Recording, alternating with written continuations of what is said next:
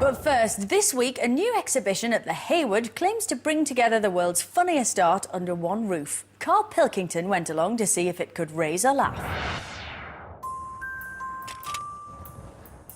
I've always liked to do a bit of drawing, and I like looking at drawings. But art galleries, they do me head in. Everyone takes it all a bit too seriously.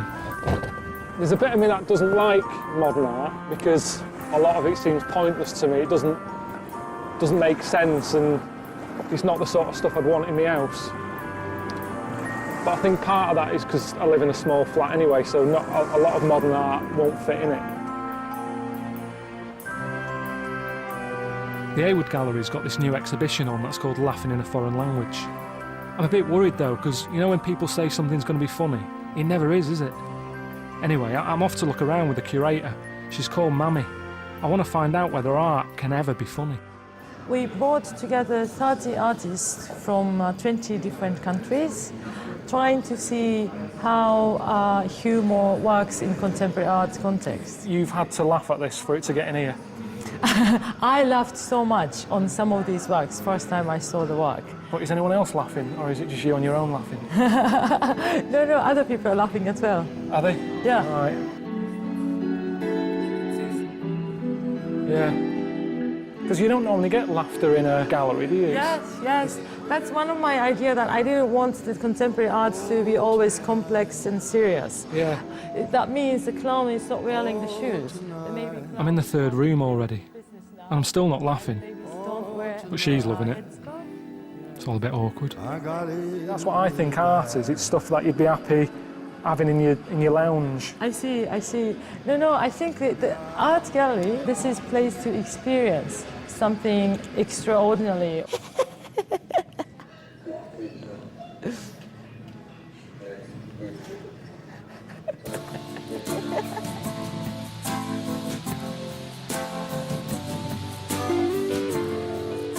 One of the artists is David Shrigley. He's got loads of stuff on show. I mean, look at that lot. It's mental. I don't know if he's had enough time, though. A few of them look a bit rushed to me. Hello. Hello. You're David. I am. And this is all your stuff. It is. Is that the best man you can draw? I can draw a better man than that. Yeah, certainly. You know, I went to art school and I can do all that kind of, you know, perspective. And whether you can kind of draw is neither here nor there. It's like being in a band and asking how well you can play the guitar. It's just like, well, you don't have to play the guitar that well. Does everything mean something here? Say like this one of the fella. Is that just a gay bloke climbing a tree, or does... That's a flower.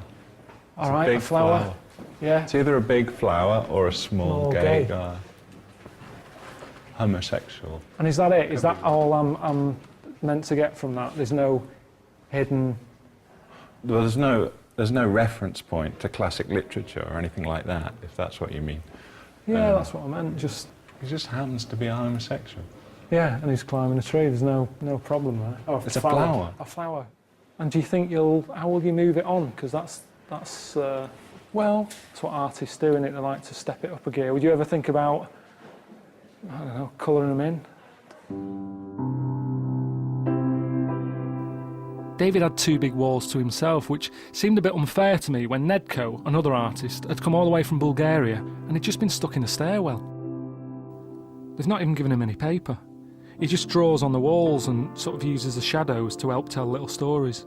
Where did the idea come from? Because I've never seen it before, someone using... I like to play with the people's expectations. People, they enter an exhibition space and they say there is no show. It's completely empty, because from a distance you can't see that stuff. Yeah, it just looks like a fire exit. At the same time, you can see people which they're like bending, or they're looking in a very peculiar way, they're squatting down. And in a way, the people, they complete the show, and then you get attracted by, okay, what are they looking in this empty space there? Yeah, that's good. So you're going to do something especially for us, are you? For you? Yeah. I'll make something special for you. And this is just made up right now, yeah? Yes. The only reason for writing this is that there is a BBC Two cultural show crew filming it. Brilliant. So you see? Yeah, thanks for that. Yeah, welcome. Cheers, Nedko. I like Nedco and David, but I'm still not laughing. Maybe it's me.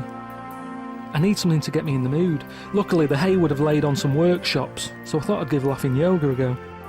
Hello everybody, so I'm Amanda Bate, representing the Laughter Network. So I'm not going to talk too much to you now, let's just experience the wonderful benefits of laughter. Let's go. Ho, ho, ha, ha, ha. Ho, ho, ha, ha, ha. Ho, ho, ha, ha, ha. Ho, ho, ha, ha, ha. Ho, ho.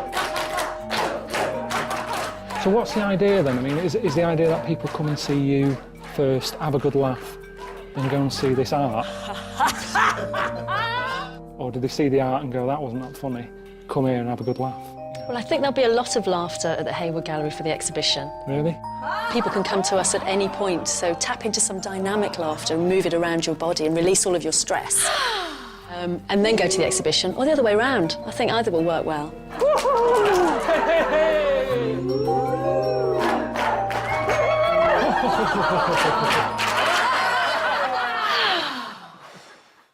That was all a bit weird, and I'm still none the wiser. So I'm off to meet a comedian who's definitely funny, and he's quite good at art. He's even got his own exhibition. The thing down at the Hayward, it's art with a bit of humour. Yeah. Do you think that's possible? Yeah, definitely. And I think that if you're a comedian and you do art and people come to your exhibition, they're probably going to be slightly disappointed if it isn't a little bit funny.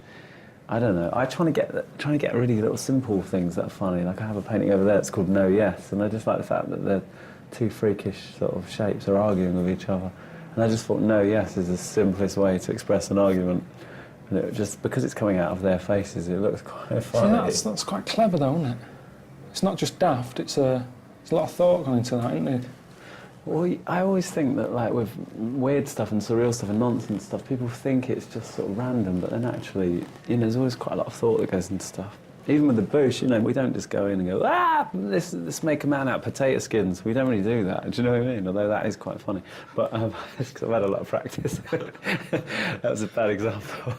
Quite like to see a man made out of potato skins. I'm sure Mammy would like the potato skin fella for the Hayward. And I'm hoping that she'll like a little film that I made. Seems to make people laugh. That good? Is it all right if I sort of show bring it along tonight, show the critics, just see if... Yeah, sure, Yeah? sure. Just see what reaction I get? Yes. Great. It's the opening night of the exhibition. I can't see anyone laughing, so I thought maybe this is a good time to show my work to some of the critics. See what you think of this. Are you ready?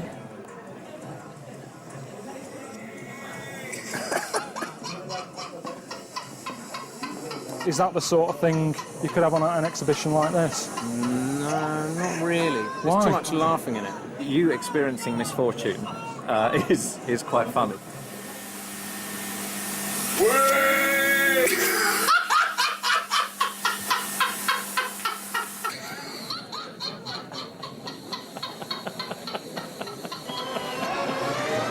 Oh dear.